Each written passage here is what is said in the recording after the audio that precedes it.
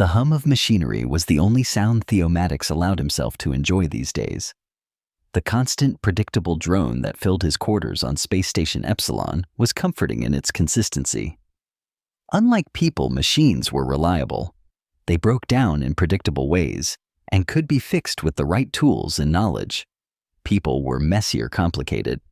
Theo had learned that lesson the hard way. As the station's senior maintenance engineer, he lived a simple, orderly life. Wake up at 0600 hours. Breakfast in the mess hall by 0630. Report to engineering by 0700. So, check the daily maintenance logs, address any urgent issues, delegate routine tasks to his small team, and spend the rest of his shift with his hands deep in the station's inner workings, fixing what others couldn't. Tonight, after a particularly grueling 14-hour shift, dealing with a cascade failure in the station's water reclamation system, all Theo wanted was to shower away the grime collapse onto his bunk and sleep for the 6 hours his schedule allowed. He'd just stepped out of his tiny bathroom, a towel wrapped around his waist, when a soft whooshing sound caught his attention. That wasn't the normal sound of his quarters' air circulation system. He turned toward his cabin door, expecting to see it sliding open. Perhaps Commander Urus with another urgent maintenance request that could have waited until morning, but the door remained sealed. The noise had come from the opposite direction, from the small storage closet built into the wall beside his bed. Theo approached cautiously. The storage closet was barely large enough to hold his spare uniforms and personal effects. He certainly hadn't left it open when he'd gone to shower. Reaching for the heavy wrench he always kept on his nightstand, you never knew when you might need to fix something. He stood to the side of the closet and pressed the release button. The panel slid open with that same soft whooshing sound, and someone tumbled out in a heap of shimmering fabric onto his floor. Theo jumped back, wrench raised defensively as the figure scrambled to right itself. No herself. It was definitely a female form, though unlike any woman Theo had seen on the station before. And he knew all 247 crew members by name, face, and maintenance request history. "Who are you?" he demanded, trying to sound authoritative, despite being dressed in only a towel. "How did you get in my quarters?" The woman girl looked up at him with enormous eyes that caught the light, oddly reflecting it back with an iridescent shimmer. Her skin had a faint bluish tint that Theo might have attributed to the room's lighting, if not for the delicate scale-like pattern visible on her exposed forearms and neck. Her hair fell in a cascade of what looked like liquid silver around a face that was undeniably beautiful, but definitely not human. Her voice was soft melodic, with an accent he couldn't place. "I am so terribly sorry. I did not mean to intrude upon your private chambers." She clutched a gleaming fabric, a cloak around her shoulders. Beneath it, Theo caught glimpses of what appeared to be an elaborate dress adorned with crystals that sparkled even in the dim light of his quarters. Theo lowered the wrench slightly but maintained his guard. "That doesn't answer my question. Who are you, and how did you get in here?" The woman alien rose to her feet in one fluid motion. She was tall, nearly matching Theo's 6'1" frame, and carried herself with a grace that seemed almost otherworldly, which he realized it probably was. "My name is Ilari," she said, her voice gaining a hint of formality that seemed at odds with her current predicament. She hesitated, looking around as though someone might be listening. "I am simply a visitor to your station.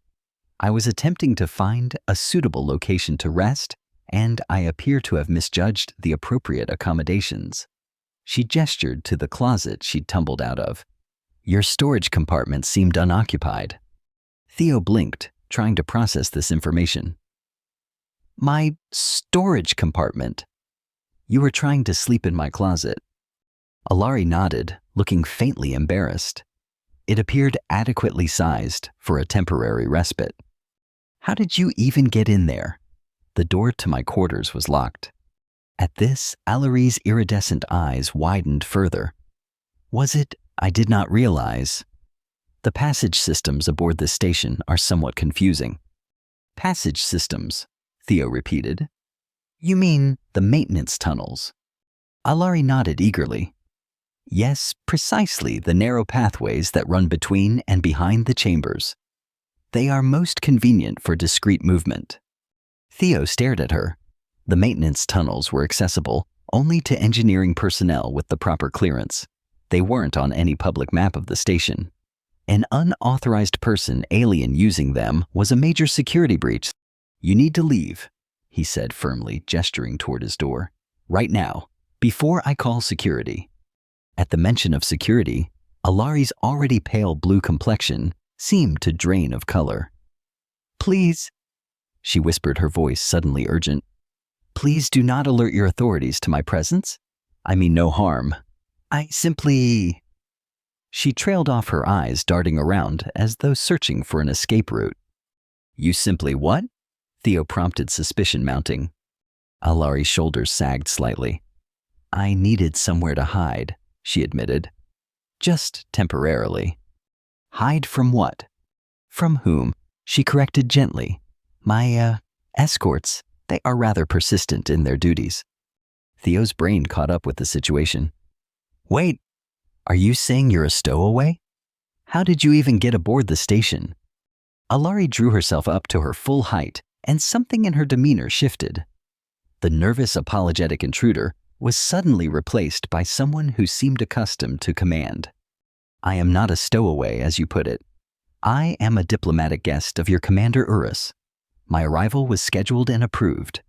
I merely desired some privacy from my entourage. Theo lowered the wrench completely, now confusion replacing his initial alarm. Commander Urus didn't mention any diplomatic visitors. The matter is somewhat delicate, Alari said, the formal tone returning to her voice. A precursor to potential official relations between your people and mine. And who exactly are your people? Alari hesitated again, seeming to weigh her response. I am of the Celestial Court of Lyra, she finally said. My father is High Sovereign of the Seven Systems. Theo stared blankly, the terms meaning nothing to him. So, you're... What, some kind of princess? A small smile tugged at Alari's lips. That would be an approximate equivalent in your terminology, yes. Great. A runaway alien princess was hiding in his closet. This was definitely not covered in standard maintenance protocols. Look, Theo said, running a hand through his still damp hair. Even if you are who you say you are, you can't stay here. If you're supposed to be with your escorts, then that's where you need to be. I'm a maintenance engineer, not a diplomat. Alari's face fell, and Theo was surprised to feel a pang of guilt.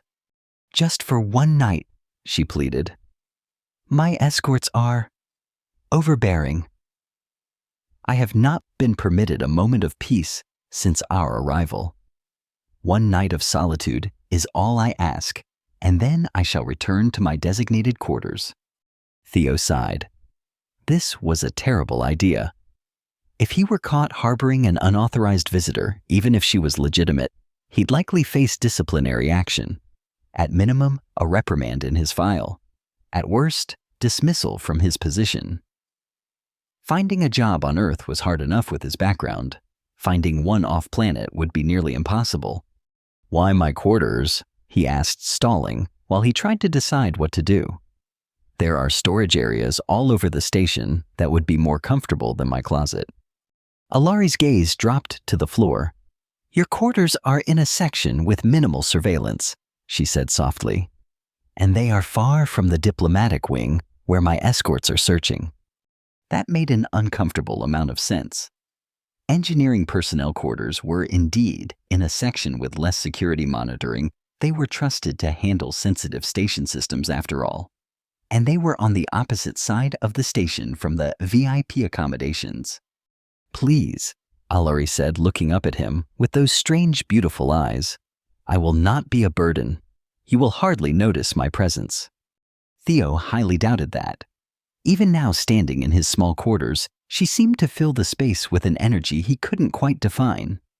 One night, he finally said against his better judgment, just until morning shifts change. Then you're going back to your escorts and we're never speaking of this again.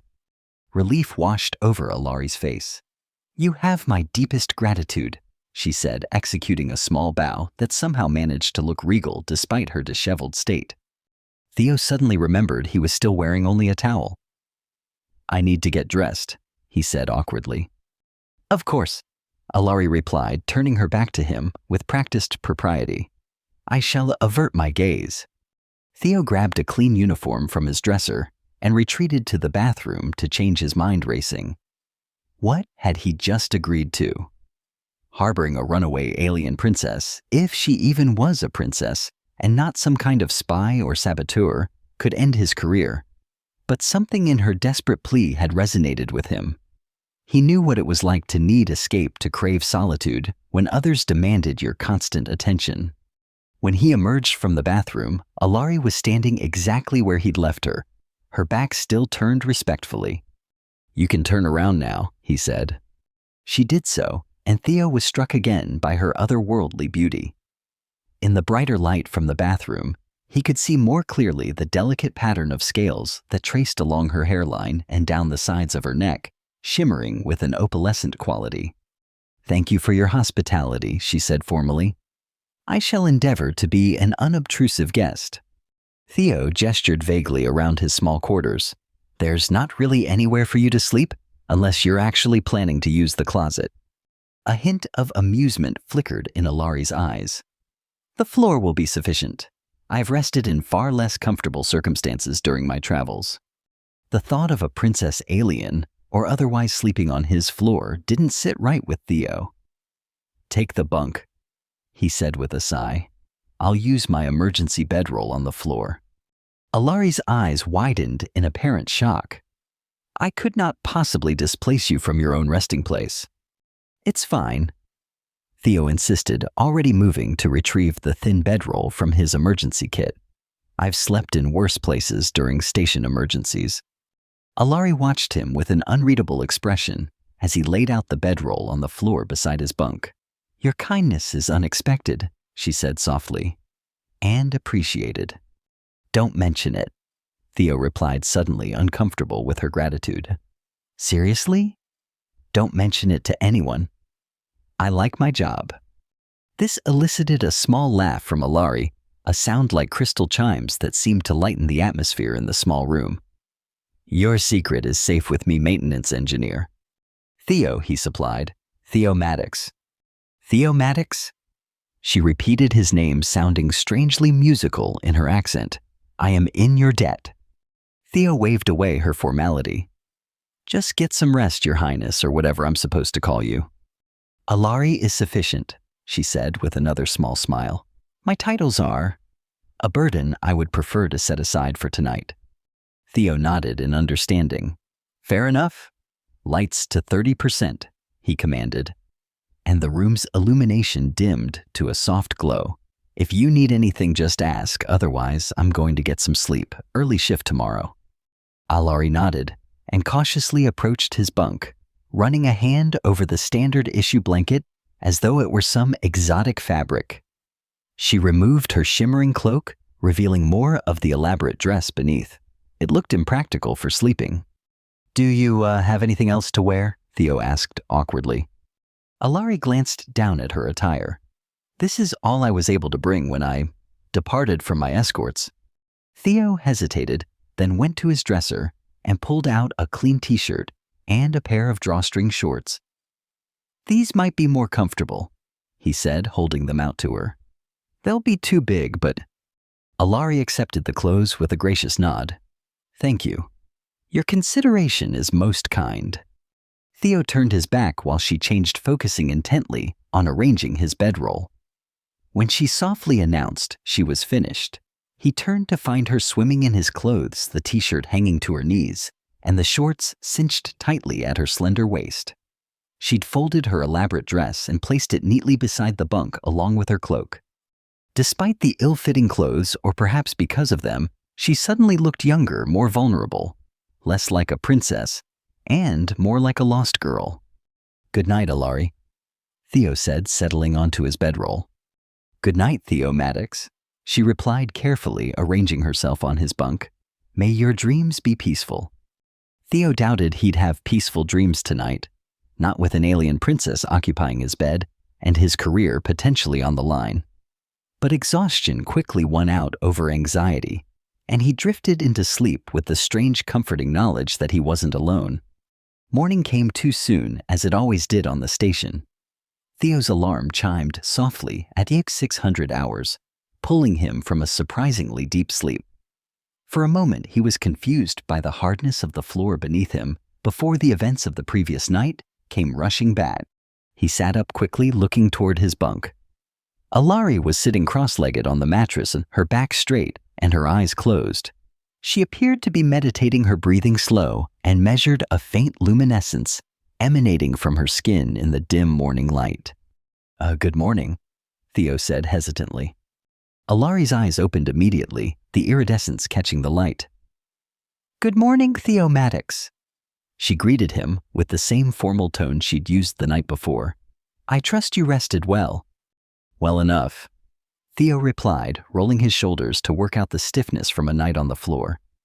"What about you?" "I found your accommodations most peaceful," she said with a small smile. "It has been a very long time since I have enjoyed such undisturbed rest." Theo glanced at his timepiece. "I need to get ready for my shift," he said. "And you need to go back to your escorts, like we agreed." The serenity that had surrounded Alari seemed to dim slightly. "Yes, of course. Our agreement." She rose gracefully from the bunk. "May I use your sanitation facility before I depart?" "The bathroom, sure," Theo said, gesturing toward the small compartment. "Towels are in the cabinet if you need one." While Alari was in the bathroom, Theo quickly made his bed and packed away the bedroll.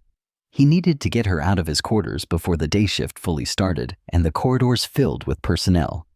When she emerged, she was once again wearing her elaborate dress and cloak, all traces of the vulnerable girl in oversized clothes gone. She had transformed back into the regal figure that had tumbled from his closet, though her silver hair was neatly braided now rather than disheveled. "I shall return to my designated quarters," she said, her voice carrying that formal tone again. "Your kindness will not be forgotten, Theo Maddox." Theo nodded awkwardly. "Just, use the door this time, not the maintenance tunnels. And maybe don't mention to anyone where you spent the night." A flicker of amusement crossed Alari's features. "I am well versed in discretion," she assured him. "None shall learn of your assistance from my lips." Theo moved to the door, checked the corridor through the small view pane to ensure it was empty, then pressed the release. The door slid open with a soft hiss. "Thank you again," Alari said, pausing in the doorway. "Perhaps our paths will cross again under more conventional circumstances." "Maybe," Theo replied, though he doubted it. Station Epsilon housed over 2,000 personnel and visitors across its 12 levels. The chances of randomly encountering one specific person were slim, especially if that person was a VIP likely confined to the diplomatic wing. Alari gave him one last enigmatic smile before gliding into the corridor, her cloak shimmering around her as she moved. The door slid shut behind her, and Theo was left alone in his quarters, wondering if he'd imagined the entire strange encounter. He shook off the feeling and proceeded with his morning routine: shower, shave, dress, breakfast. By the time he reached the mess hall, the incident felt almost dreamlike. "Maddox," a booming voice called as he collected his standard breakfast ration. Theo turned to see Grok, his deputy engineer, waving him over to a table in the corner. Grok was a massive man, built like the industrial coolant tanks he specialized in maintaining, with a shaved head and arms covered in intricate tattoos depicting various engine components. Despite his intimidating appearance, he was one of the gentlest souls on the station. "Morning, Grok," Theo said, setting his tray down across from his colleague. "You look like you spent the night wrestling with the environmental control system again," Grok observed around a mouthful of reconstituted eggs. "Late shift." "Something like that," Theo muttered, focusing on his coffee. "Well, heads up," Grok said, leaning in conspiratorially. "Word is we've got some fancy visitors on board. Commander Urus has the whole diplomatic wing on lockdown. Security's been doubled in all the adjacent sections." Theo's stomach tightened. Oh, yeah, Lieutenant Rye was just in here spouting off about it.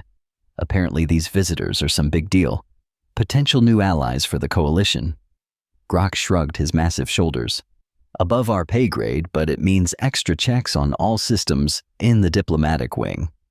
Great, Theo said flatly. More work. And that's not even the best part, Grok continued, clearly enjoying being the bearer of news. Rye says there was some kind of incident last night. One of the visitors went missing for hours. Had the whole security team in an uproar until she just strolled back in this morning, cool as anything, claiming she'd been exploring the station's architectural features. Theo nearly choked on his coffee. Is that right? Yep. Rye was furious. Said if it was up to him, the whole delegation would be confined to quarters. Grok chuckled. Diplomatic immunity, though. Can't touch 'em. Sounds like a mess, Theo commented, trying to keep his voice neutral. Anyway, Grok said, scraping up the last of his breakfast. We've got a full inspection of the diplomatic wing's environmental systems scheduled for 0900. Commander's orders wants to make sure our distinguished guests are comfortable. Theo nodded, his mind racing. The diplomatic wing was on the opposite side of the station. There was no reason he should encounter Alari again. No reason at all. Except for the fact that approximately 2 hours later, he found himself face to face with her once more. The environmental systems inspection had been going smoothly. Theo and his team had worked their way methodically through the guest quarters, checking climate controls, air filtration, and water pressure in each suite. Most were unoccupied, prepared in advance for the diplomatic delegation, but not yet assigned. When they reached the final suite, the largest and most luxurious accommodations the station had to offer, Lieutenant Rye was waiting outside the door, his angular face set in its usual expression of mild disdain. Maddox, he acknowledged with a curt nod. This is the primary suite. The occupant is important. You'll conduct your inspection with minimal disruption. Of course, Lieutenant, Theo replied evenly. He'd never particularly liked Rye, who represented the more militaristic faction of the station's personnel. The feeling was mutual. I'll be observing, Rye added, his tone making it clear this wasn't open for discussion. Theo nodded and signaled to Grok and their apprentice, a young woman named Talia, to prepare their diagnostic equipment. When they were ready, Rye pressed the door chime and announced their presence through the intercom. Environmental systems inspection, he stated crisply. There was a pause, then a melodic voice responded, You may enter. The door slid open, and Theo stepped into the suite, followed by his team and Rye. The room was easily 4 times the size of his own quarters, with separate living and sleeping areas, a private dining space, and what appeared to be a meditation chamber. The lighting was dimmer than standard station illumination, with a bluish tint that Theo now suspected was tailored to Alari species preferences. She stood in the center of the main room, surrounded by 3 other beings, similar in appearance to her, but dressed in what were clearly military uniforms, adorned with insignia Theo didn't recognize. Alari herself was wearing a different but equally elaborate dress, her silver hair now arranged in an intricate pattern atop her head. Their eyes met, and for an instant, Theo saw recognition flicker in her iridescent gaze before her expression became carefully neutral. Your Highness, Lieutenant Rye said, executing a formal bow. The environmental maintenance team, as requested. As requested, Theo kept his face impassive, but his mind was racing. Had Alari specifically asked for his team to inspect her quarters? Thank you, Lieutenant. Alari replied, her formal tone firmly in place. The comfort of one's surroundings is essential for productive diplomatic discourse. Of course, Your Highness, Rye agreed obsequiously. Maddox, proceed with your inspection. Theo nodded and turned to his team. Grok, check the atmospheric regulators. Talia, water systems. I'll handle the climate controls. As they dispersed to their tasks, Theo moved toward the main control panel near what appeared to be the suite's private office. He was keenly aware of Alari's presence as she seemingly casually drifted in the same direction, eventually positioning herself near enough to speak without being overheard by the others. We meet again, Theo Maddox, she said softly, a hint of amusement in her voice. Under more conventional circumstances as predicted. Theo kept his eyes on the control panel running a standard diagnostic. Your Highness, he acknowledged quietly. I see you found your way back to your escorts without incident. Indeed, though they were displeased by my temporary absence. I heard there was an incident, Theo said, risking a glance at her.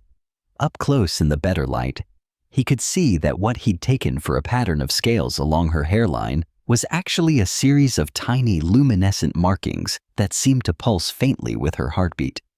A minor disagreement regarding my freedom of movement, Aluri replied, a hint of steel entering her voice. One of many such disagreements in recent days. Theo returned his attention to the diagnostic. Well, you're back where you belong now, safe and sound. Am I? There was something in her tone that made Theo look up again. Her expression was carefully composed, but her eyes held a shadow of the desperation he'd glimpsed the night before. Where one belongs and where one is placed are not always the same, maintenance engineer Maddox. Before Theo could respond, Lieutenant Rye approached. Is there a problem with the controls, Maddox? No, sir, Theo replied promptly, just explaining the settings to Her Highness. Rye's eyes narrowed slightly, but he nodded. Very well. Complete your diagnostics, and we'll move on. We have a full schedule today. Yes, sir, Theo said, turning back to the panel. Rye hesitated, then added in a lower voice. Her Highness should not be disturbed with technical details. She has more important matters to attend to. Alari's posture stiffened slightly, though her face remained serene. On the contrary, Lieutenant, she said smoothly, I find the functioning of your station quite fascinating. Engineer Maddox's explanations are most enlightening. Rye looked taken aback, clearly, unused to being contradicted.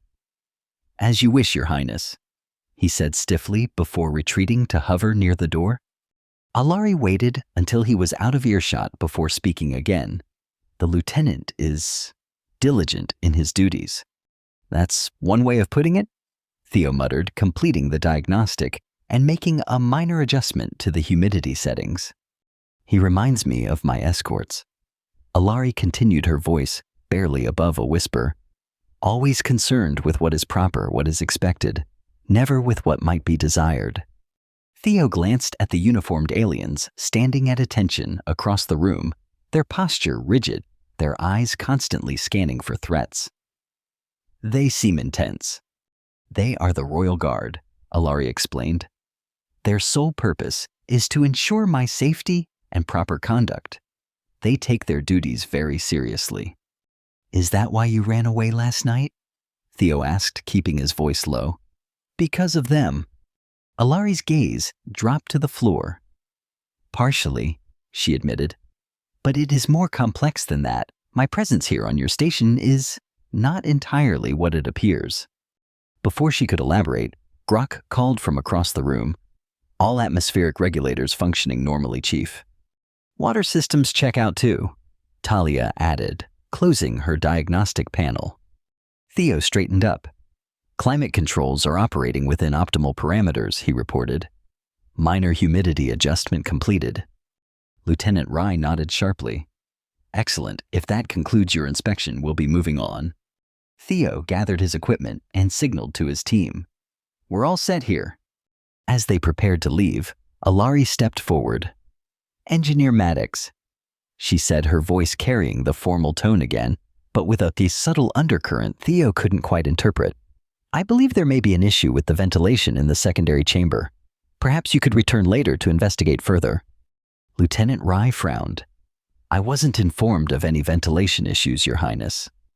It is a recent development, Alari replied smoothly. Noticed only this morning. A slight irregularity in the airflow. Barely perceptible, but potentially problematic for extended habitation. Theo caught her meaning immediately. She wanted him to come back, alone. I can schedule a follow-up inspection, he said neutrally. Perhaps during the evening cycle when it won't disrupt your diplomatic schedule. That would be most acceptable. Alari agreed with a regal nod. Lieutenant Rye looked between them, suspicion evident in his narrow gaze. "I'll need to clear any additional maintenance visits with Commander Urus," he stated.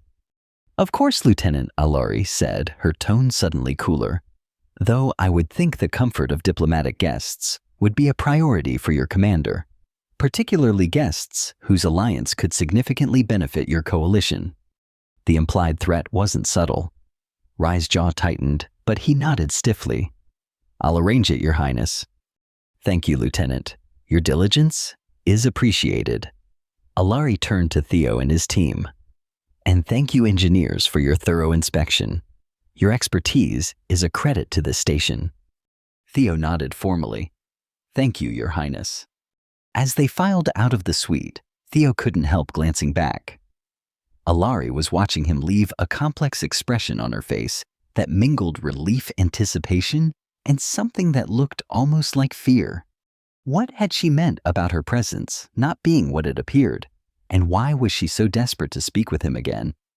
The questions plagued Theo throughout the day as he went about his regular duties. He'd taken a risk harboring her for one night. Returning to her quarters for a private conversation would be an even greater risk, especially with Lieutenant Rai already suspicious. But by the time his shift ended, and he received the official notification that he was to conduct a follow-up inspection of Suite Alpha 1 at 2000 hours, Theo had already decided he would go. Something about Alari's situation nagged at him. The desperation in her eyes, the constraints of her escorts, the hints about her real reason for being on the station, it all pointed to someone in trouble, someone who needed help. And despite his best efforts to mind his own business and keep his head down, Theo had never been able to turn away from someone who genuinely needed help. At precisely 2000 hours, Theo arrived at Suite Alpha 1, his toolkit in hand, to maintain the pretense of a legitimate maintenance call. He pressed the door chime and waited, acutely aware of the security cameras in the corridor and the likelihood that Lieutenant Rai was monitoring this visit. The door slid open to reveal not Alari, but one of her guards, its tall frame blocking the entrance completely. "Engineer Maddox," the guard stated in a deep, resonant voice, "you are expected." "I'm here to check the ventilation system," Theo replied, officially holding up his toolkit. The guard regarded him impassively for a moment, then stepped aside. "You may enter. Her Royal Highness will oversee your work." Theo stepped into the suite, which was now dimmer than it had been during the day, lit only by soft ambient lighting and what appeared to be luminescent crystals placed strategically around the room. He noticed immediately that while one guard remained stationed at the door, the other two were nowhere to be seen. Alari emerged from the meditation chamber, dressed more simply than before, in what appeared to be a flowing robe of iridescent material. Her silver hair loose around her shoulders.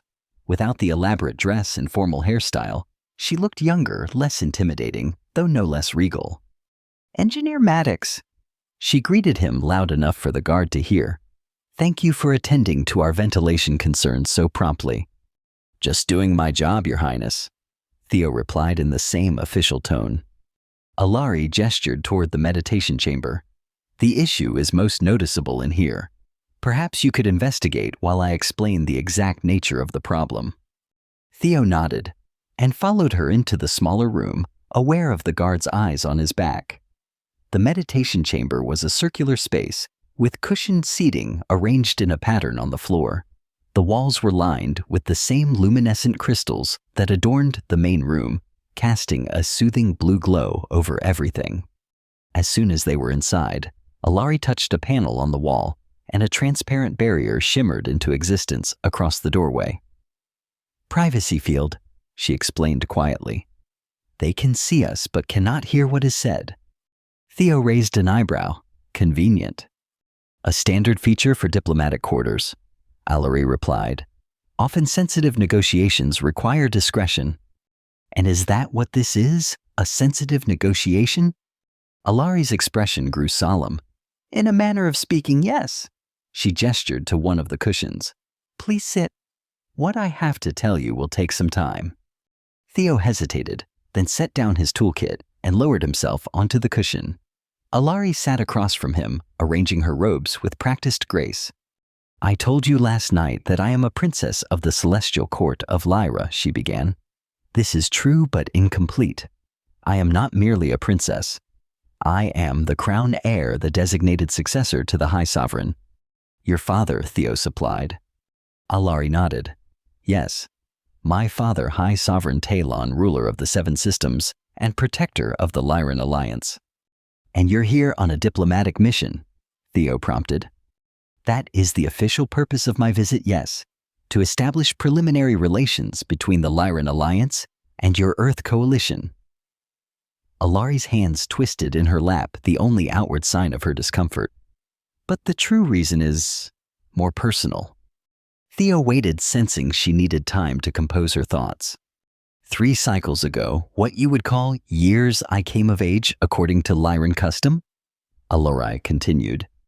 With adulthood comes responsibility, particularly for one in my position. The most immediate of these responsibilities is matrimonial alliance. An arranged marriage, Theo translated, beginning to understand. Precisely. It is tradition for the crown heir to form a union that strengthens the alliance politically or economically. Alari's voice remained steady, but Theo could see the tension in her shoulders. My father has selected Prince Vorion of the Centauri Dominion as my intended consort. And you don't want to marry this prince, Theo guessed. It is not a matter of want, Alari replied carefully. It is a matter of consequence. The Centauri Dominion has a history of conquering their allies from within. Any union with their royal line would eventually result in Lyran subjugation. Have you told your father this? Alari's luminescent markings pulsed more rapidly, betraying her agitation. Many times. He believes the alliance will prevent conflict, that we can maintain our sovereignty through careful negotiation. But I have studied the history of the Dominion.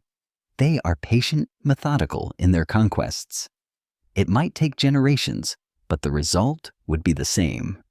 So you're, what? Running away to avoid the marriage? No, Alari said firmly. I am seeking an alternative, a counter-proposal that would serve our interests without compromising our future. She leaned forward slightly. That is why I am truly here on your station, not for preliminary diplomatic discussions, but to assess the Earth Coalition as a potential ally against Centauri expansion. Theo's mind raced to keep up. Wait, so your official mission is fake? Not entirely. The diplomatic discussions are genuine, but limited in scope. Trade agreements, cultural exchanges, nothing of substantial military or political significance. Alari's expression was earnest. But I believe a stronger alliance between Lyra and Earth could provide the stability our region of space needs to resist Centauri influence. And your father doesn't agree. He is cautious regarding the coalition. Your people are young in interstellar terms, unpredictable.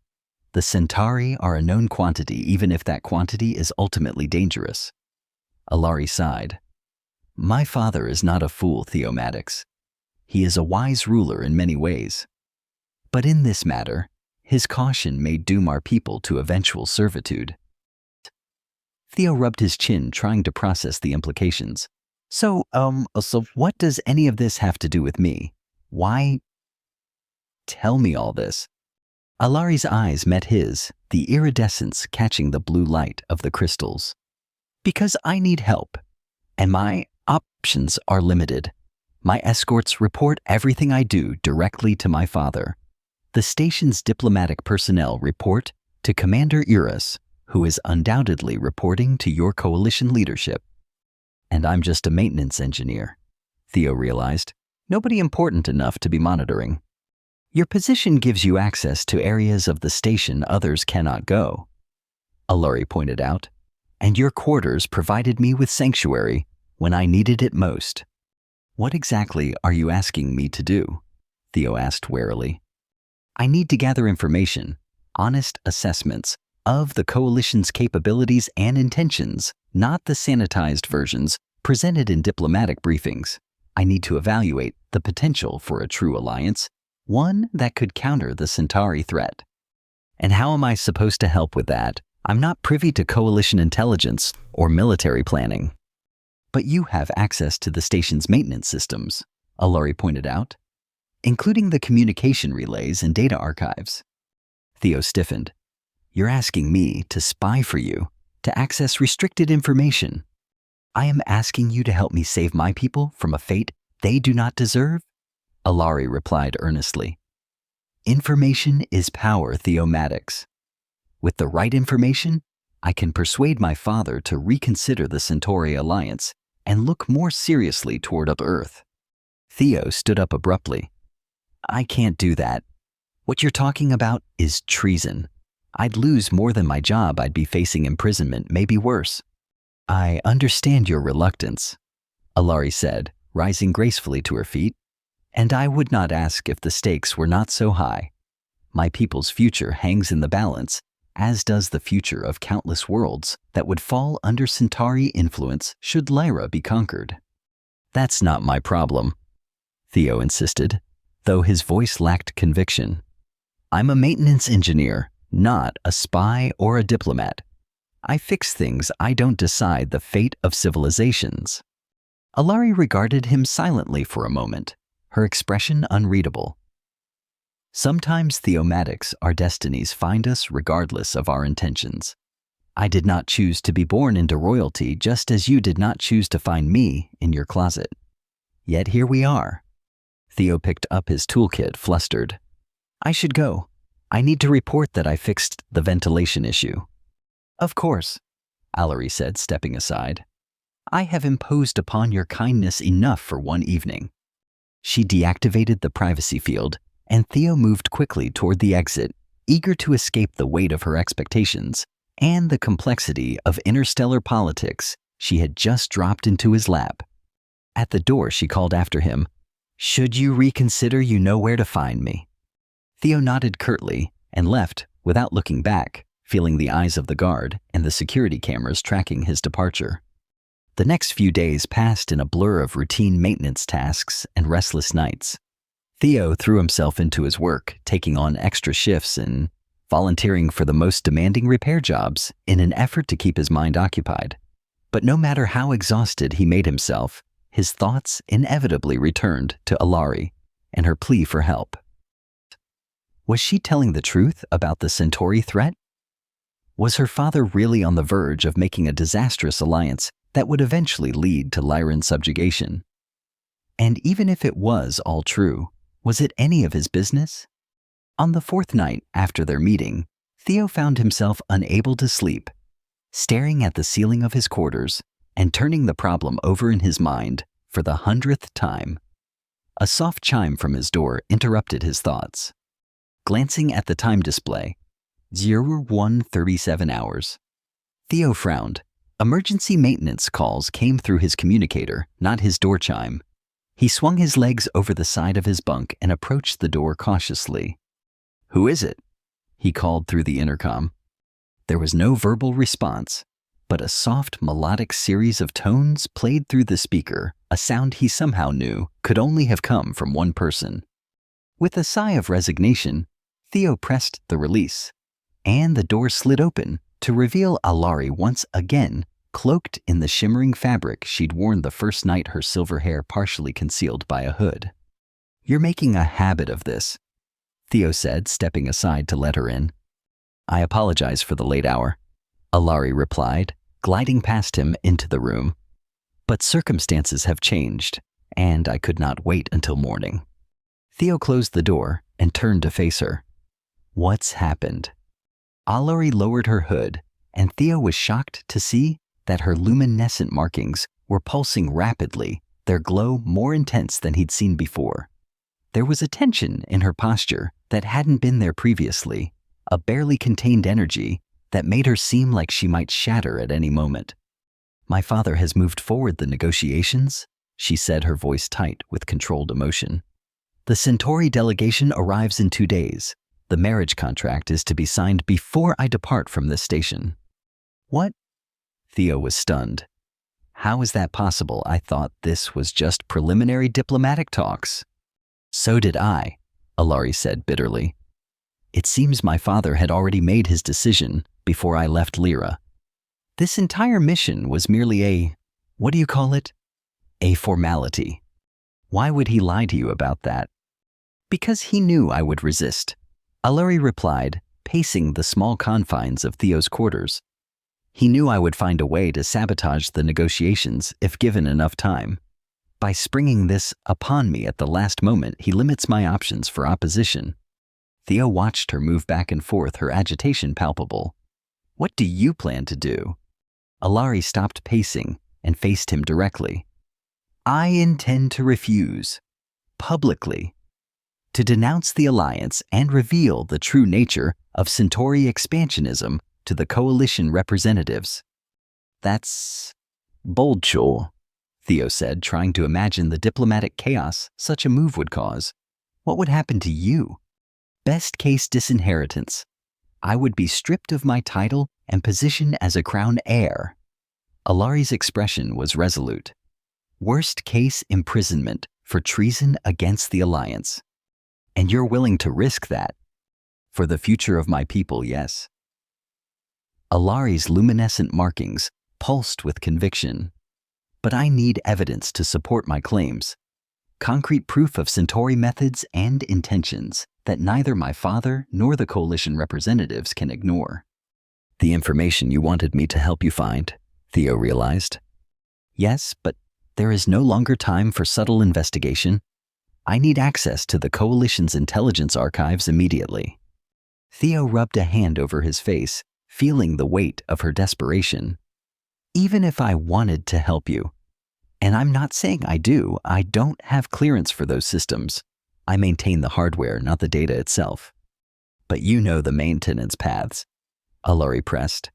The access routes that bypass standard security. You could get me physically into the data core.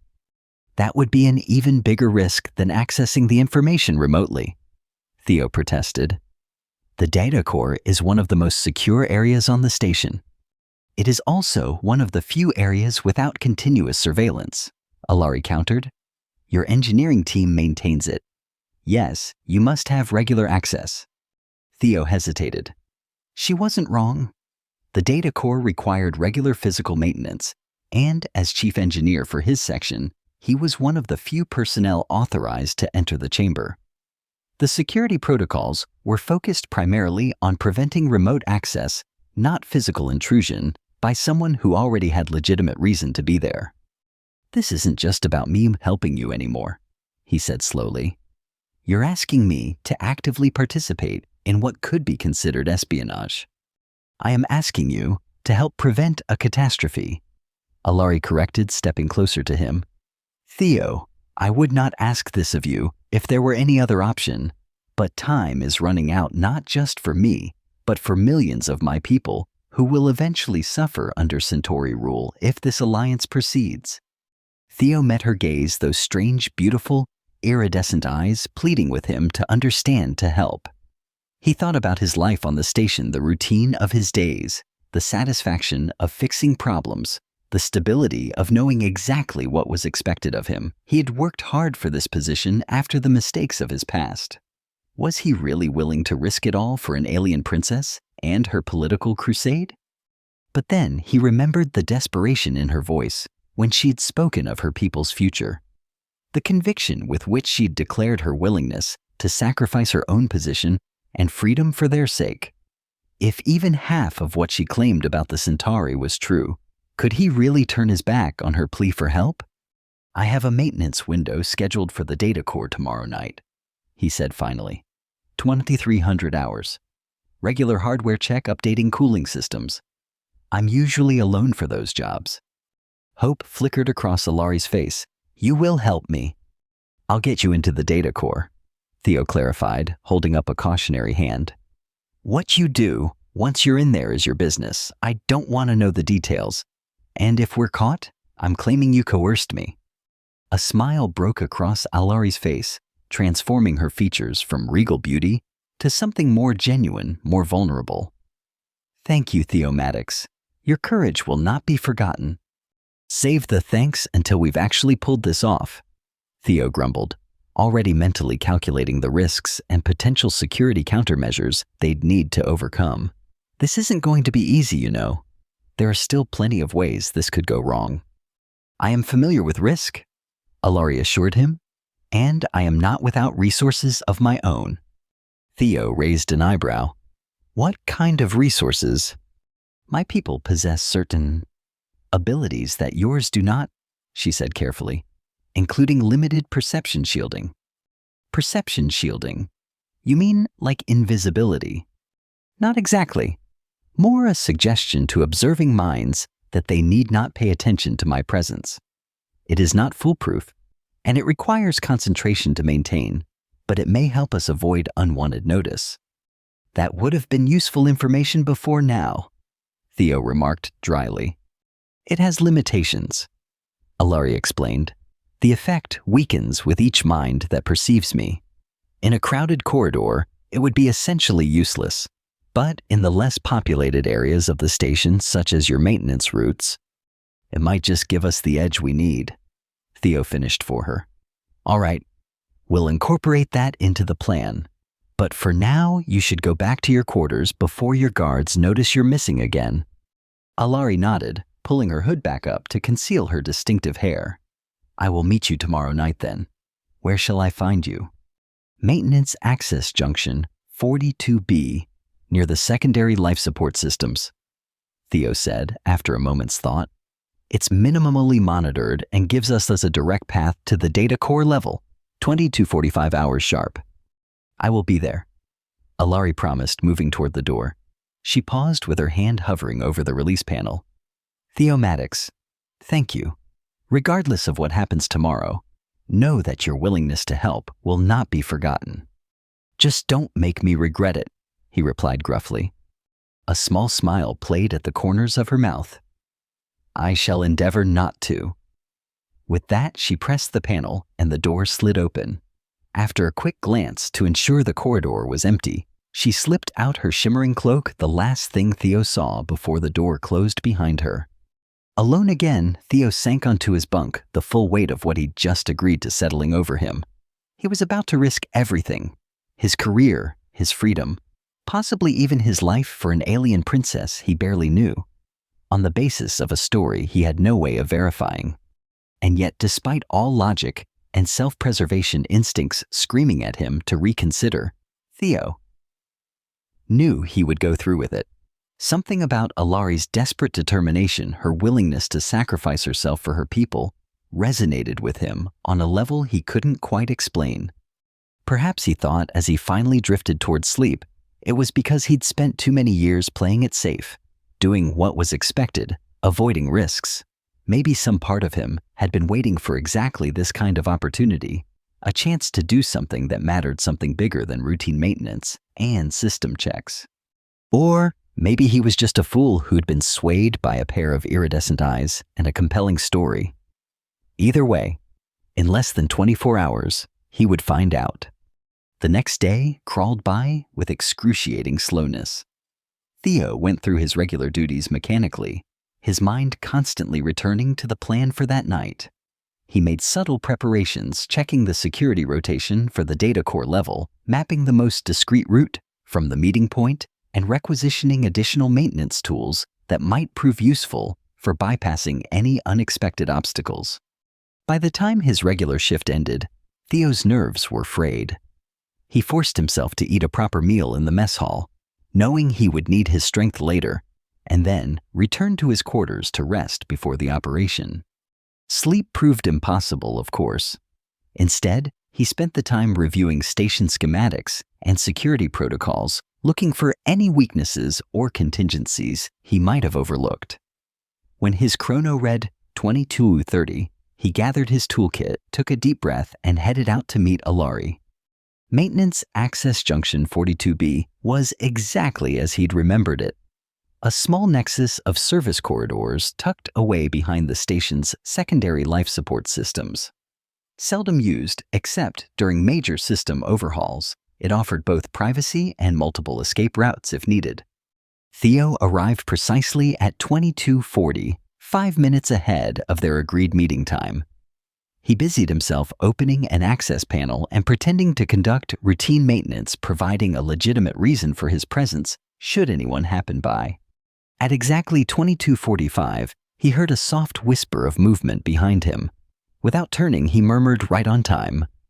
"Punctuality is a royal virtue," Alari's voice replied quietly. Theo glanced over his shoulder and saw her standing in the shadows once again, cloaked in the shimmering fabric that seemed to blur her outline slightly. Her hood was up, concealing her distinctive silver hair, but her eyes gleamed with their characteristic iridescence, even in the dim light. "Any trouble getting away from your guards?" he asked, returning his attention to the access panel to maintain the appearance of working. "One benefit of the impending Centauri arrival is increased preparation activity," Alari replied. "My attendants are preoccupied with ceremonial arrangements. My absence will not be noted for at least 2 hours." "That should be enough time," Theo said, closing the panel and picking up his toolkit. "The data core maintenance check is scheduled for 1 hour, but I can extend it if needed by manufacturing a minor cooling system issue." Alari nodded, moving closer. "What is our route?" "Maintenance shaft 37 will take us down 3 levels to the security corridor that rings the data core," Theo explained in a low voice. "From there, we'll need to pass 2 checkpoints, one automated, one staffed by security personnel." "And how do we bypass these checkpoints?" "The automated one is easy. My maintenance authorization will clear it. The security officer is trickier." Theo gave her a meaningful look. "That's where your perception shielding might come in handy." "I understand," Alari said, her expression serious. "I should be able to divert attention from myself long enough to pass the checkpoint, provided there is only one officer present, as you suggest." "There should be. Night shift runs on minimal staffing." Theo gestured to a narrow access hatch set into the wall. "That's our entry point. Ready." Alari drew herself up, resolution evident in her posture. "I have been preparing for this moment since I learned of my father's plans. I am ready." Theo nodded and keyed in his access code on the hatch panel. It slid open with a soft hiss, revealing a narrow vertical shaft with maintenance rungs embedded in one wall. "It's a tight fit, but it'll get us there without passing through the main corridors," he said, stepping aside to let Alari go first. She slipped into the shaft with surprising grace, finding footholds on the rungs and beginning to descend. Theo followed, pulling the hatch closed behind them. The journey through the maintenance shaft was tense, but uneventful. They descended in silence, the only sound their breathing and the occasional creak of the metal rungs under their weight. Theo led the way through the horizontal portions of the shaft, navigating the labyrinthine network of service tunnels with the confidence of someone who had spent years learning every inch of the station's infrastructure. Finally, they reached a larger access panel marked with the data core's designation. Theo paused, pressing his ear against the panel to listen for any sounds from the corridor beyond. Hearing nothing, he gently eased it open a crack and peered out. The security corridor was exactly as he expected. Clinically white, brightly lit, with the automated checkpoint visible about 20 meters to their right. And beyond it, the manned security station guarding the final approach to the data core entrance. "All right," Theo whispered, closing the panel. "We're here." The automated checkpoint is a retinal scanner paired with a credential verification system. My maintenance authorization will get us through that, but you'll need to stay close. The scanner has a narrow window for detecting multiple entries. Alari nodded her understanding. "And the guard?" "Standard security officer positioned at a desk with monitoring screens. Once we're past the automated checkpoint, you'll need to use your perception shielding. I'll approach the guard, normally engage them in conversation about the maintenance check while you slip past toward the data core entrance." "You will not accompany me inside?" Alari asked, a hint of concern in her voice. Theo shook his head. "Too risky. My authorization gets me to the entrance, but actually accessing the data core itself would trigger additional security protocols. I'll keep the guard distracted while you do what you need to do inside." "How will I gain entry to the core itself?" Theo reached into his toolkit and produced a small disc-shaped device. "Engineering override," he explained, handing it to her. It's designed for emergency access during system failures. Using it will flag in the security logs, but it will register as part of the scheduled maintenance. Just place it over the access panel by the data core entrance, and it will cycle through the emergency protocols until it finds one that grants entry. Alari took the device, studying it briefly before tucking it into a concealed pocket in her cloak. And once I am inside, you'll have approximately 15 minutes before the system automatically alerts security to prolonged unauthorized access, Theo said grimly. Whatever you're looking for, find it quickly. I know precisely which files I need, Alari assured him. My intelligence sources provided specific data markers. Theo raised an eyebrow but didn't ask for details. When you're done, return the same way. If I'm still with the guard, wait in the service tunnel until I'm finished. And if something goes wrong, make your way back to Maintenance Junction 42B, Theo replied. If I can, I'll meet you there. If not, I will find another way. Alari finished for him, determination in her eyes. Theo nodded, then turned back to the access panel. Ready? Yes. With a deep breath, Theo pushed the panel fully open and stepped out into the security corridor, Alari close behind him. They moved swiftly but casually toward the automated checkpoint, Theo's posture deliberately relaxed, as though this was just another routine maintenance call. When they reached the checkpoint, Theo positioned himself in front of the retinal scanner, Alari standing close enough that her shoulder touched his. The scanner hummed to life, a beam of light passing over Theo's eye. Maintenance Engineer Theo Maddox Authorization Level Beta 7, a mechanical voice announced. Scheduled maintenance approved, proceed. The barrier slid open, and Theo stepped through quickly, Alari moving with him as though they were one unit. The barrier closed behind them without incident. Now came the tricky part. Ahead, the human security officer sat at their post, monitoring displays showing various sections of the data core. It was a young woman Theo vaguely recognized from personnel rotations, Ensign Valera, if he remembered correctly. Remember, Theo murmured under his breath. 15 minutes maximum. Beside him, Alari gave an almost imperceptible nod, then seemed to shift, somehow her presence becoming less substantial, as though she were slightly out of focus. It wasn't invisibility, as she'd explained, but more a suggestion that she wasn't particularly important or noteworthy. Theo approached the security desk with confident strides, toolkit prominently displayed. Evening, Ensign. Theo Maddox Engineering. I'm here for the scheduled cooling system maintenance on the data core. Ensign Valera looked up from her displays, her gaze passing over Theo and briefly over Alari, before returning to Theo without any sign that she'd registered the alien princess's presence. Maddox, right? She said, checking her tablet. I've got you on the schedule. Cooling system maintenance estimated 1 hour duration. That's right, Theo confirmed, deliberately setting his toolkit on her desk and opening it, positioning himself to block her view as Alari began to move slowly toward the data core entrance behind the security station. Might run a bit longer, though. Been getting some irregular readings from the tertiary cooling loop. Might need to recalibrate the entire system. Ensign Valera sighed, clearly bored with the technical details. Whatever you need to do, just let me know when you're finished so I can log it. Out of the corner of his eye, Theo saw Alari reach the data core entrance, the engineering override device already in her hand. He needed to keep Valera's attention a little longer. Actually, he said, lowering his voice conspiratorially, I'm glad you're on duty tonight. I've been meaning to ask about the protocols for the VIP visitors. Heard there's some big diplomatic thing happening. That caught her interest as he'd hoped.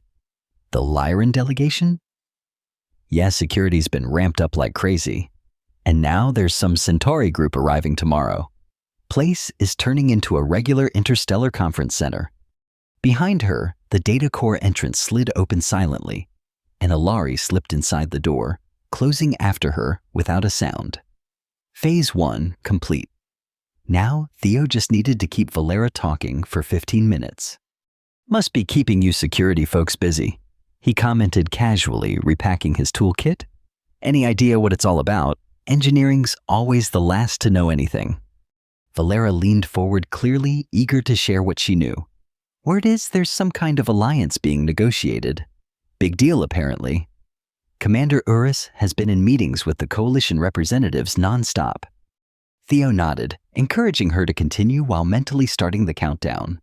15 minutes for Alari to find what she needed and get out safely. 14 minutes and 30 seconds remaining. Inside the data core, Alari moved swiftly and purposefully. The vast chamber was filled with server banks, glowing with indicator lights, and humming with the sound of cooling systems. She had memorized the access protocols provided by her intelligence sources and quickly located the central terminal. Her fingers flew over the interface, inputting the search parameters that would locate the specific files she sought. Coalition intelligence on Centauri expansion patterns records of previous alliances that had ended in subjugation and strategic analyses of Lyran vulnerabilities that the Centauri would exploit. The system responded to her queries, security barriers falling as she applied the decryption algorithms she had been given. Data began to flow across the screen, confirming her worst fears. The Coalition was well aware of the Centauri tactics had documented multiple cases of allied worlds being gradually stripped of autonomy, and had specific concerns about the proposed Lyran-Centauri alliance. Most damning of all, there were intercepted communications between Centauri officials discussing the acquisition of Lyran territories as though it were a foregone conclusion. Her father was walking into a trap with eyes wide open, believing he could out-negotiate a power that had never honored its agreements in the past. Alari worked quickly, transferring the key files to a data crystal concealed in her cloak. Time was running short. She estimated she had been inside for nearly 12 minutes already. Outside, Theo was still engaged in casual conversation with Ensign Valera, who seemed to appreciate having someone to talk to during her otherwise monotonous night shift. He had managed to steer the conversation away from the diplomatic visitors and onto the less sensitive topic of station recreation facilities, all while keeping one eye on the time and another on the data core entrance. 13 minutes had passed. Then 14. At 14 minutes and 30 seconds, just as Theo was beginning to worry, the data core entrance slid open silently, and Alari emerged, her perception shielding still in effect. She moved carefully behind Valera's station, heading back toward the automated checkpoint. "Well, I should get to work on that cooling system," Theo said, picking up his toolkit with deliberate noise. "Thanks for the chat, Ensign." "No problem," Valera replied with a smile. "Nice to have some company down here for a change." Theo nodded and turned away, walking at a measured pace to catch up with Alari, who had already reached the automated checkpoint. Together they passed back through the system, recording only Theo's exit. Once they were in the clear, they moved swiftly to the maintenance shaft entrance. Theo opened the access panel, and they slipped inside, closing it securely behind them. "Did you find what you needed?" Theo asked in a hushed voice as they began the climb back up the shaft. "Yes," Alari replied, her voice tight with emotion. "And it is worse than I feared. The Coalition has extensive intelligence on Centauri methods of conquest. They know exactly what will happen to Lyra if this alliance proceeds. Then why aren't they warning your father?" "They have," Alari said bitterly, "but he dismisses it as Coalition propaganda designed to prevent a powerful alliance that might threaten Earth interests. He trusts the Centauri assurances over Coalition warnings." They climbed in silence for a while, each lost in their own thoughts. When they finally reached Maintenance Junction 42B, Theo carefully checked that the area was clear before they emerged from the shaft. "What will you do now?" he asked, closing the access hatch behind them. Alari stood tall. Regal, despite her clandestine activities. "I will confront my father with the evidence. These are not Coalition interpretations or speculations. These are the Centauri's own words, their own plans for Lyran subjugation. And if he still doesn't listen, then I will have no choice but to make the evidence public during the signing ceremony." Alari declared determination, hardening her features. "I cannot allow my people to be led into servitude, even if it means defying my father and sacrificing my position." Theo regarded her with growing respect. Despite her royal upbringing and sheltered life, Alari possessed a courage and conviction that was truly remarkable. "You realize what that could mean for you personally?" Alari's luminescent markings pulsed with resolved purpose. "I do. Disinheritance, at best imprisonment at worst. But a throne built on the suffering of those I am meant to serve is no throne worth claiming." All. Her words hung in the air between them, filled with quiet nobility and sacrifice.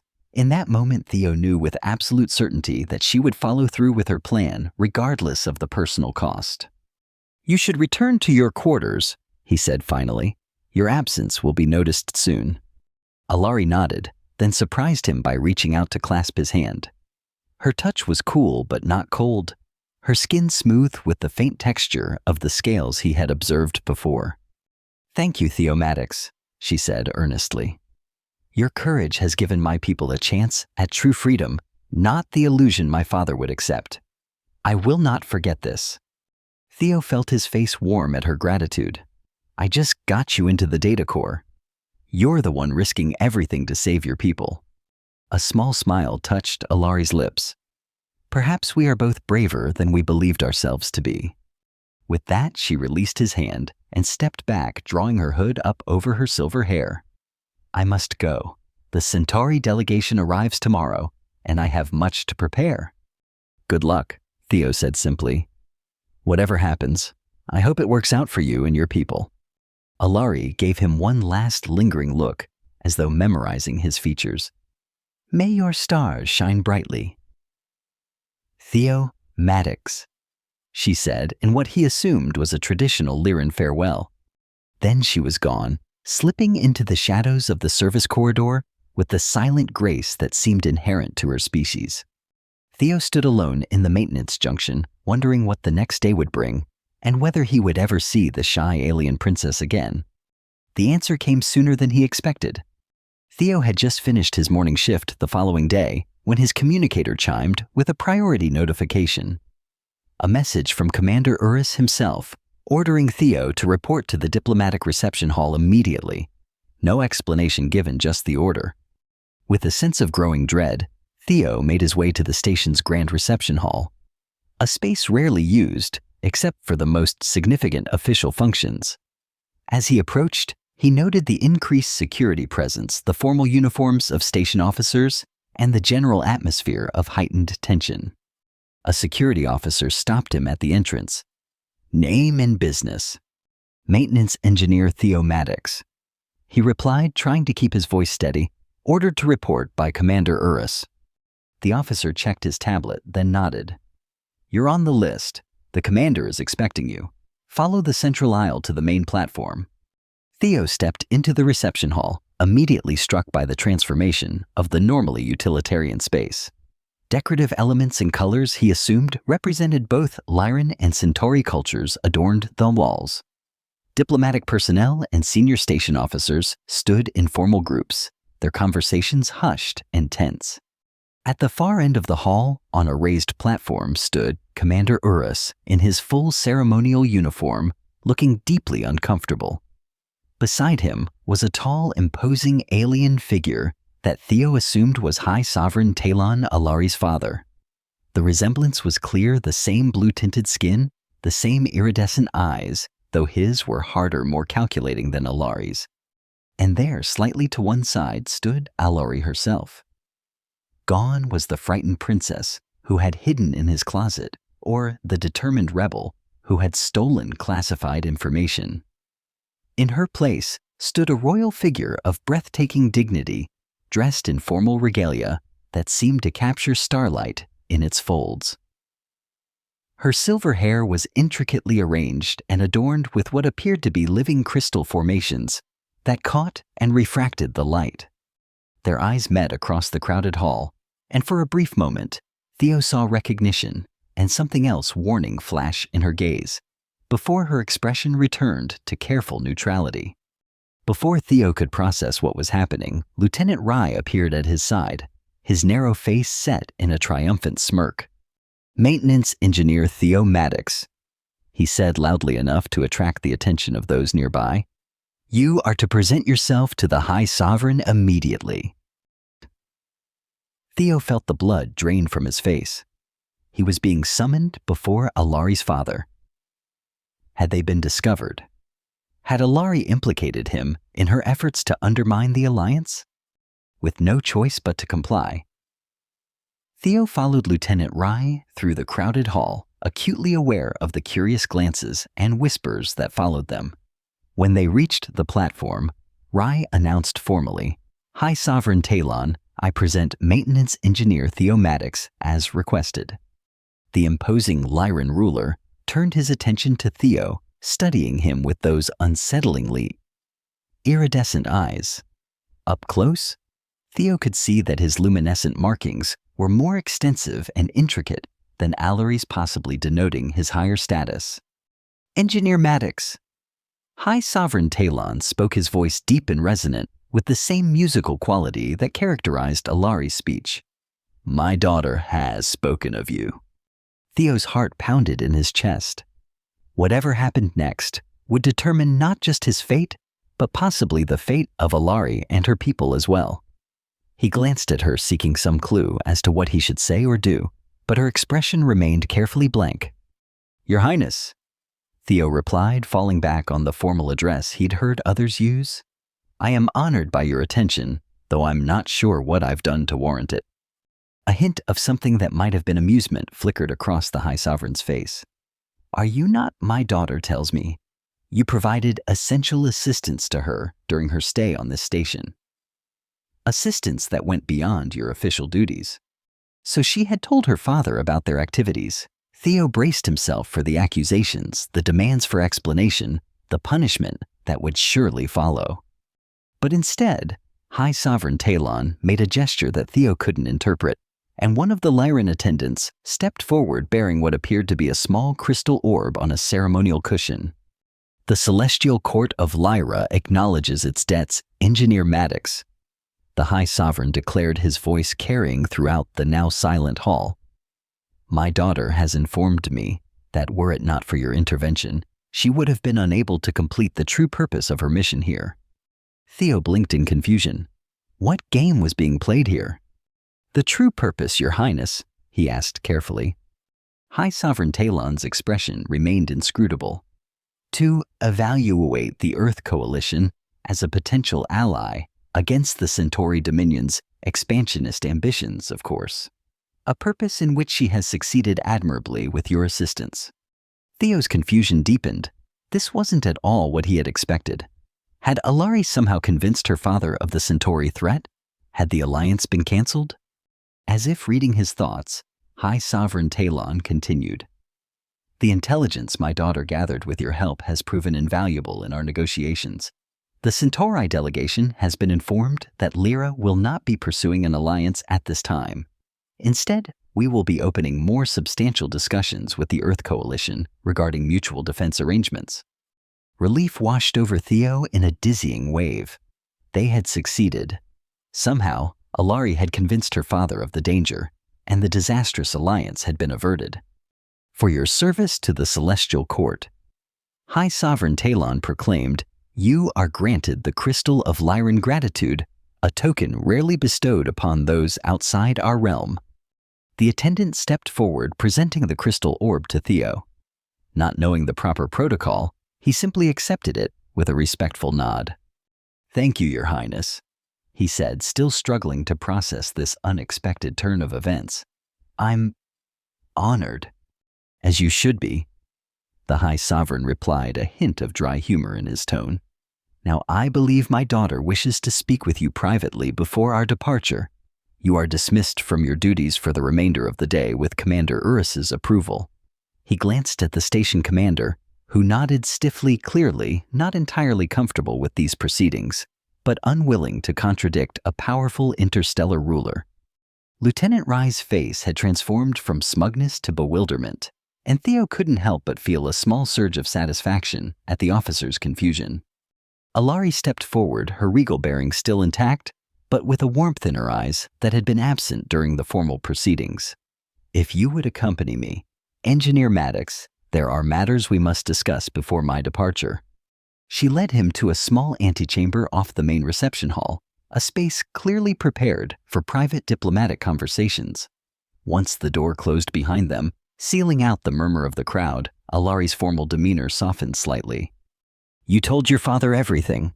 Theo asked, still trying to piece together what had happened. Alari's lips curved in a small smile. "Not quite everything. I told him I had enlisted your help in accessing Coalition intelligence on the Centauri, which was true. I merely omitted the fact that I did so without his prior knowledge or approval. So he thinks, what, that it was all officially sanctioned? That I was carrying out a secondary mission, yes." Alari's luminescent markings pulsed with subdued amusement. "My father has always had great respect for initiative, provided it produces favorable results. And he actually listened to you about the Centauri threat." Alari's expression grew more serious. "The evidence was irrefutable. Intercepted Centauri communications discussing the acquisition of Lyran territories, detailing their plans for gradual subjugation. Even my father, with all his political caution, could not ignore such direct proof of their intentions. So the alliance is truly canceled." "More than canceled," Alari replied with satisfaction. "Diplomatic relations with the Centauri have been suspended pending a formal inquiry into their duplicity. Meanwhile, preliminary discussions with your coalition have already begun regarding a mutual defense arrangement." Theo felt a weight he hadn't fully acknowledged lift from his shoulders. "That's incredible. You actually did it." "We did it," Alari corrected gently. "Without your help, I would never have accessed the evidence needed to convince my father." She stepped closer, her iridescent eyes meeting his directly. "But now I must ask one more thing of you, Theo Maddox." "What's that?" he asked suddenly, wary of the serious note in her voice. "Come with me," she said simply. "Come with you," Theo repeated, not sure he had heard correctly. "Where?" "To Lyra," Alari clarified, "as my official Earth liaison and technical advisor." Theo stared at her in disbelief. "You want me to leave the station to go to your homeworld?" "My father has approved the appointment," she continued earnestly. "Your experience with Earth technology would be invaluable as we integrate our defensive systems with the Coalition's. And," she hesitated, a hint of vulnerability showing through her royal poise, "and I would value having someone I trust by my side during the changes to come." "Someone you trust?" Theo echoed the implications of her words sinking in. "Alari, I'm just a maintenance engineer. I fix cooling systems and environmental controls. I'm not a diplomat or a military advisor." "You are more than your title, Theo Maddox," Alari replied with conviction. "You showed courage when it mattered most. You risked your position, your freedom to help someone in need, to help an entire civilization you had never even heard of before. Such qualities are rare and precious in any species." Theo ran a hand through his hair, overwhelmed by the offer. Leave the station travel to an alien world. It was so far beyond anything he had ever imagined for himself. "What about my position here, my responsibilities?" "Commander Urus has agreed to release you from your contract should you choose to accept the appointment," Alari explained, "with full honors and recommendations. Your service to Lyra is considered a diplomatic asset to the Coalition." "This is a lot to take in," Theo admitted, leaning against the wall for support. Alari nodded in understanding. "I do not expect an immediate answer. There is time for consideration. Our delegation departs in 3 days. And if I say no..." Something flickered in Alari's eyes. Disappointment, perhaps, but also acceptance. "Then you remain here with the gratitude of Lyra and my personal thanks. Your life continues as before, though perhaps with slightly more prestige among your colleagues." She smiled faintly. "The crystal of Lyran gratitude is no small honor, even if you choose not to display it prominently." Theo looked down at the crystal orb still cradled in his hands, its interior shifting with patterns of light that reminded him of Alari's luminescent markings. It was beautiful alien and utterly unexpected, much like the princess herself. I need time to think, he said finally. Of course, Alari replied, stepping back to restore the formal distance between them. You know where to find me, should you reach a decision before our departure. The next 3 days passed in a blur of activity and contemplation for Theo. Word of his mysterious honor from the Liran delegation had spread throughout the station, transforming him overnight from an obscure maintenance engineer to someone of note. His colleagues alternated between congratulating him and pestering him for details about his interaction with the royal visitors. Meanwhile, Theo wrestled with Alari's offer. Leave everything he knew for an alien world. Take on responsibilities he had never trained for. Put his trust in a princess he had known for less than a week. It was madness, and yet there was nothing truly holding him to the station. His life had fallen into a comfortable but predictable routine. He had colleagues he respected, but few close friends. No family waiting for messages. Nothing to prevent him from taking a leap into the unknown. And Alari. There was something about her that called to him. Not just her alien beauty or her royal status, but her courage, her determination to do what was right for her people, regardless of personal cost. The connection they had formed in those brief, intense days felt more significant than relationships he had cultivated over years. On the morning of the Liran delegation's scheduled departure, Theo made his decision. He packed his few personal belongings, submitted his formal resignation to Commander Urus, who accepted it with surprising grace, and made his way to the docking bay where the Liran diplomatic vessel waited. Alari was there supervising the loading of the delegation's equipment and diplomatic materials. When she saw him approaching, a spark of hope lit her iridescent eyes. Theo Maddox. She greeted him formally, though her voice carried a warmth that belied the official tone. Have you come to bid us farewell? Theo set down his duffel bag beside her. Actually, I was hoping there might still be room for a technical advisor on your ship, if the offer still stands. The formal mask slipped, revealing genuine joy that transformed Alari's features. Her luminescent markings pulsed with what Theo now recognized as excitement. The offer stands, see. She confirmed, her voice suddenly less regal and more personal. You have chosen to accompany us. I've chosen to take a chance, Theo replied honestly. On Lyra, on this liaison position, and on seeing where this path leads. Alari's smile was radiant, catching the light like her crystalline adornments. I believe it leads to many adventures, Theo Maddox, and I am pleased that we will face them together. As the Liran vessel prepared for departure, Theo stood at a viewport watching as Space Station Epsilon grew smaller in the distance. The maintenance engineer, who had wanted nothing more than a quiet, predictable life, was leaving everything familiar behind, bound for an alien world and uncertain responsibilities. Yet as he felt Alari's presence beside him, sensed her quiet happiness at his decision, Theo knew he had made the right choice. Whatever challenges awaited them on Lyra, they would face them together, the shy alien princess and the unlikely hero who had found each other in the vast expanse of space. Sometimes Theo reflected, the most extraordinary journeys began with the simplest of accidents, like a princess accidentally stumbling into a maintenance engineer's closet. And sometimes those accidents turned out to be the best thing that could have happened to both of them.